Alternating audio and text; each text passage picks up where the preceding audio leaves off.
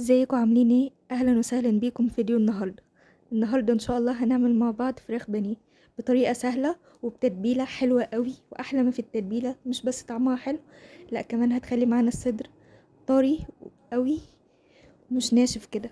هنا عندي ميه بصلايه وهعصر عليها نص ليمونه،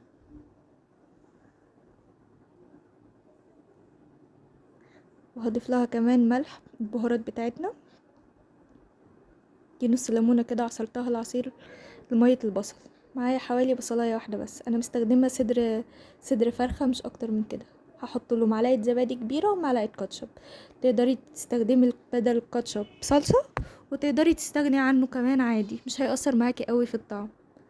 هنا البهارات بقى بتاعتنا، معايا معلقه بهارات فراخ، ربع معلقه بهارات ايطالي لو مش حاباها تستبعديها عادي، معلقه توم باودر وملح ونص معلقه فلفل اسود ومعلقه بابريكا مدخنه. هي بصراحه ادتني طعم حلو قوي.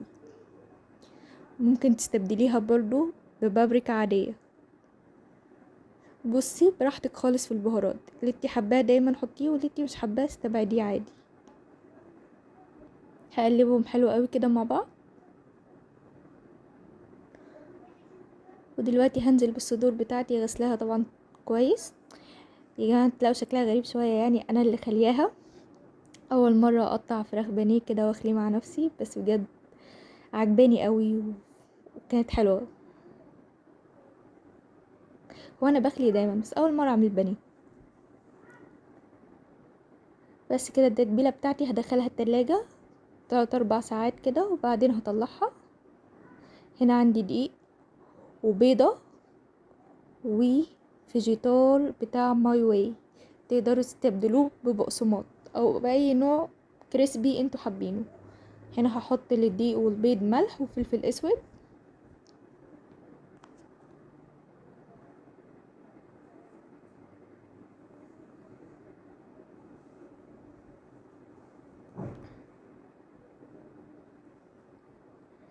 وكمان هحط للبيضة معلقة خل، دي عشان خاطر الزفارة يا جماعة، عشان بحب اطمن جدا ان مفيش اي زفارة للبيض.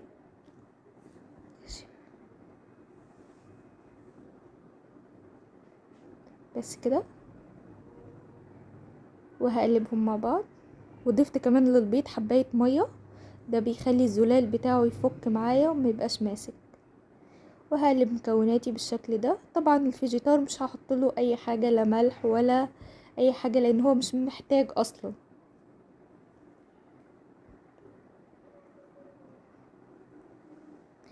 ودي التتبيله بتاعتي بعد ما طلعتها من التلاجة. هحطها في الدقيق اول حاجه، وبعدين في البيض، وبعدين في الفيجيتار. يا جماعه جربوا التتبيله دي بجد، ادت طعم للبانيه تحفه. ادت له طعم وطراوه كده، وكان حاجه بسم الله ما شاء الله. احطها دلوقتي في البيض، ومن البيض على الفيجيتار.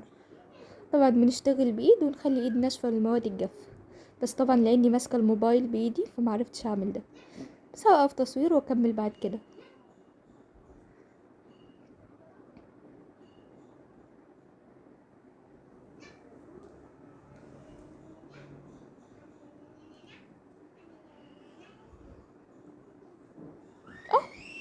شيرازي يا جماعه عامله عمايلها القطه.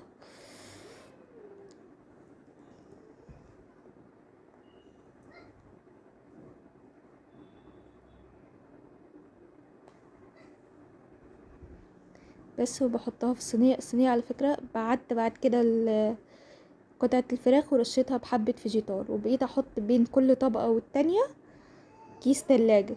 تمام، وخلص الكميه بتاعتي وهتخلوها ساعه في التلاجة او نص ساعه في الفريزر لو مستعجلين. ده بيخلي الكريسبي يمسك معاكم اكتر وما يفكش معاكي لما تنزليه في الزيت.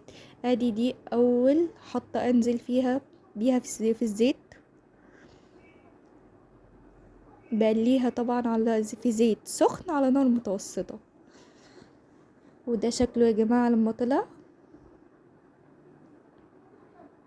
وهفتحه لكم ان شاء الله. عملت جنبه مكرونه بالصلصه. هنا هفتحه لكم واوريه لكم. دي اخر حطه اطلعها، سبتها تهدى شويه عشان اعرف افتحها. واهو يا جماعه من جوه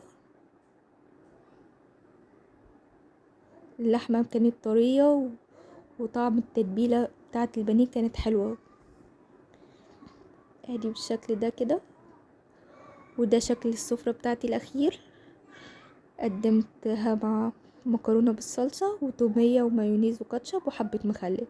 وبكده اكون وصلت لنهاية الفيديو. يا رب يكون الفيديو عجبكم. لو عجبكم الفيديو متنسوش اللايك والشير والاشتراك في القناة. نتقابل ان شاء الله في فيديو جديد. مع السلامة.